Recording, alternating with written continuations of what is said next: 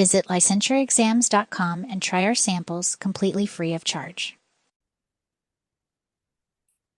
Greetings, therapist. Welcome to another fun episode of our Licensure Exams podcast. I'm your host, Dr. Linton Hutchinson, soaking up the sun here in Florida, and my co-host, Stacy Frost, is enduring the cold, battling polar bears somewhere around 1,000 miles away up in the frigid north. Just kidding. She's only in Michigan. Well, if you ever see a polar bear here, you'll know that climate change has officially gone rogue, Linton. Still, we managed to sync our watches despite the temperature difference. So let's dive right into our hot topic of the day, emotionally focused therapy, or EFT. And even if you don't work with couples in your real life practice, you're going to need to know about different theories of couples therapy for your exam. Stacy, I'm feeling a déjà vu coming on. Do you have any ideas why that might be? Well, we were just talking a little bit earlier today about conflict. Does it have something to do with that? No. Oh.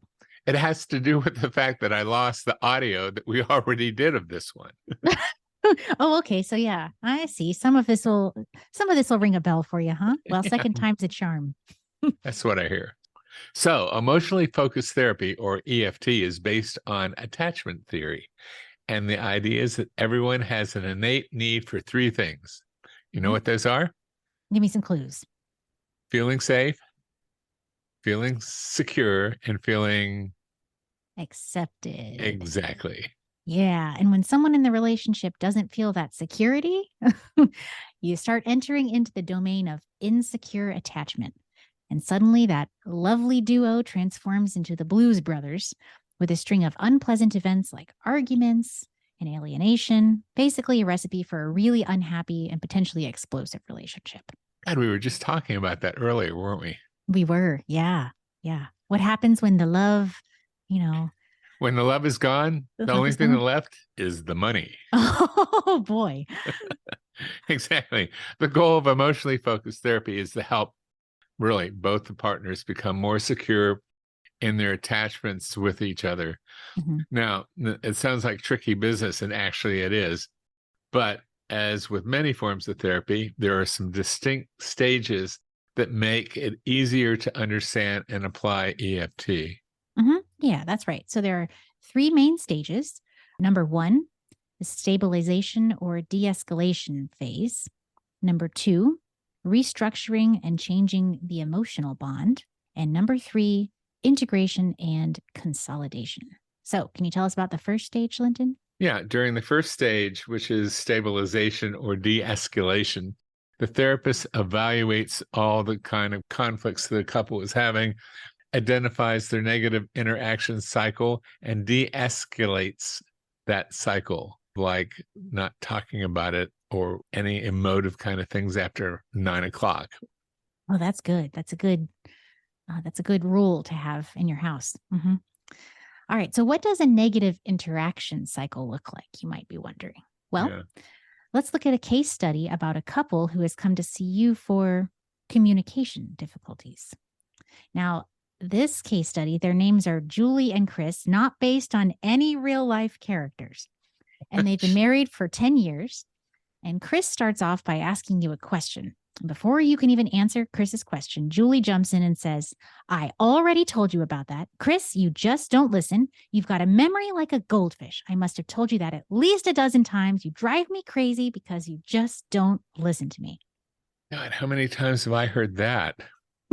Yes, that seems like a very common pattern that couples get into. Mm-hmm. Yeah. Well, to which Chris sighs and says, here we go again. I never listen and I can't do anything right. Would it kill you to just give me a break once in a while? Why can't you just drop it and let's go on? Okay. Oh boy. Then Julie speaks up.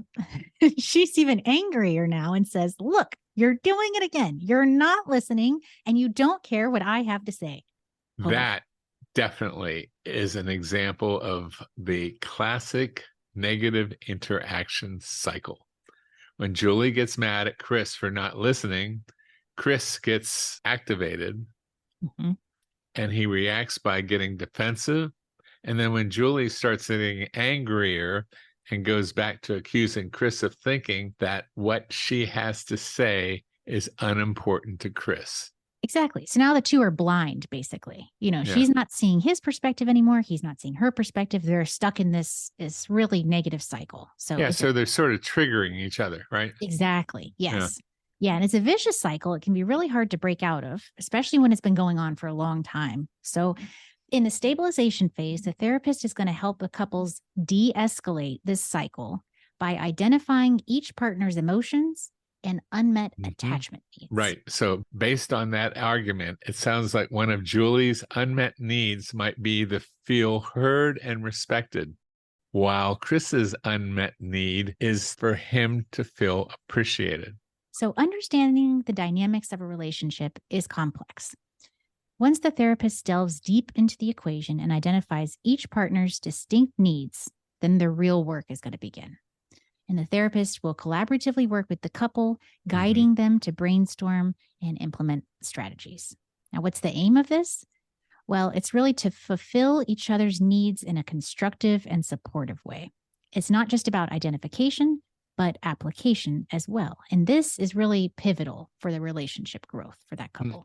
And when you're doing that, how do you make sure that the other one doesn't feel that you're identifying with the partner against them? That's a really good question. Yeah, I think a lot of therapists get accused of that. Oh, you're siding with him because, yeah. So how do you? What are some strategies that you might use?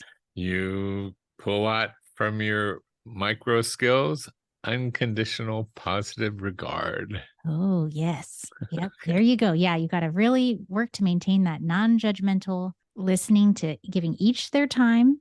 And really working on the language that you're using with exactly. So when stabilization or de-escalation is successful, the next phase emerges, which focuses on reshaping and strengthening the emotional bond between both of the partners. This restructuring is vital for ensuring long-term connection and understanding, which both of them are looking for, really. During this particular stage, you would play the critical role in guiding the couple in reconstructing their emotional bond.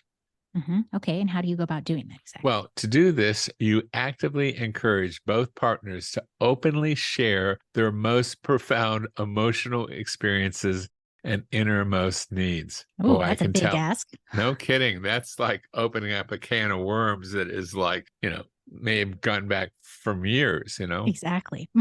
So it's particularly important for them to communicate the feelings and desires that they hesitant or fear to voice. This is really a difficult task to do. And they need to also bring up their past misunderstandings or vulnerabilities. Yeah, couples therapy is not for the faint of heart. No kidding.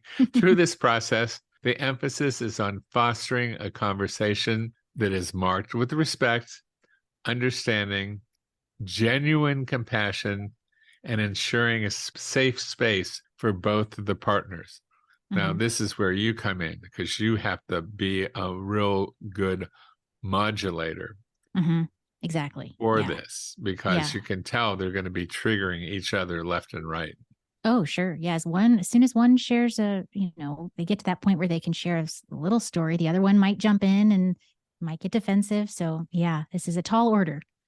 All right. So once each partner can acknowledge and validate the emotions behind the other's behavior, this new space is created for a deeper level of connection where the couple can feel safe in expressing their emotions and attachment needs in healthier ways as they go forward. Right. You got it.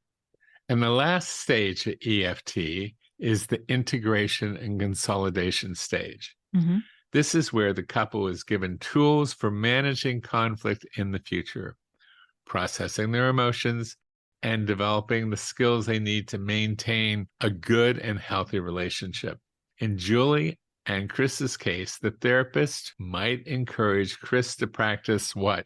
Active listening and be more present when Julie speaks, while also helping Julie to express her appreciation to Chris for the strengths and abilities that he brings to the table. Exactly. All right. So in a nutshell, there you have it, the 3 stages of emotionally focused therapy. First, we have stabilization. So during this initial phase, your primary role as a therapist is to diminish any conflict between the partners. So you're going to observe and pinpoint negative interaction patterns that might be perpetuating the discord. The ultimate goal in this stage is to lay down a foundation of trust and to establish a secure emotional environment where both partners can feel seen and heard. All right, in the next stage, moving on, we arrive at the stage of restructuring the bond. And in this phase, you're going to dive deeper into the emotional maze of each individual. During this stage, the focus is really on identifying emotions, unmet needs, and aspects of the self that have been suppressed or overlooked in the past. And as a therapist, you're going to be facilitating an environment where these hidden emotions can be brought up to the surface. Furthermore, this stage aims to cultivate the sense of acceptance by the partner, encouraging an open dialogue. And it's really a time for direct communication where needs and desires are expressed without fear of judgment, like Linton, you were talking about, that unconditional positive regard or misunderstanding. And finally, the journey culminates in the integration and consolidation phase.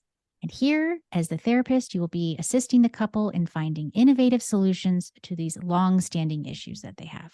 So rather than falling back into those old habits and patterns, the focus now shifts to fostering and maintaining new, healthier cycles of behavior. So when Julie says something, rather than getting defensive, right, her husband is going to have a different reaction, a healthier response, and vice versa. This is where the changes made in the earlier stages become solidified, ensuring a hopefully lasting transformation in the relationship dynamics. So when that happens, I know one technique that seems to work pretty well. It's like, go ahead and accuse me of not listening to you. Linton, there you go, doing it again. What are you talking about? Not listening. See, you're trying to talk over me. You're not listening. Okay. What I do is I count to 5. This is a technique that Chris would do. Okay. 1, 2, 3, 4, 5 internally, and then say, Stacy, you're right. I do that. So basically, you have the person say the opposite of what they're really feeling. Oh, okay. I've heard of that a little bit in assertiveness training sometimes. Where the response that you give, it's sort of like, what can they say to that? You've admitted guilt, which is what they're accusing you of. Yeah. So if you do that, you count to 5 and then calmly say, you're right. I do that. I do talk over you. And that is one of the coping mechanisms that starts to bring on that communication so that they can interact with them. Okay. Good one, Linton. Yeah. So wrapping up today's episode, there was one other thing. What was it? Oh, yeah. That EFT was originally developed to use with couples, but you can adapt it to use in individual and family therapy just as well. Okay, that's a really good point. So EFT can be helpful in a variety of treatment modalities. So keep that in mind when you're studying for your licensure exam. So don't forget to subscribe so you don't miss any future episodes. Until next time, remember, it's in there.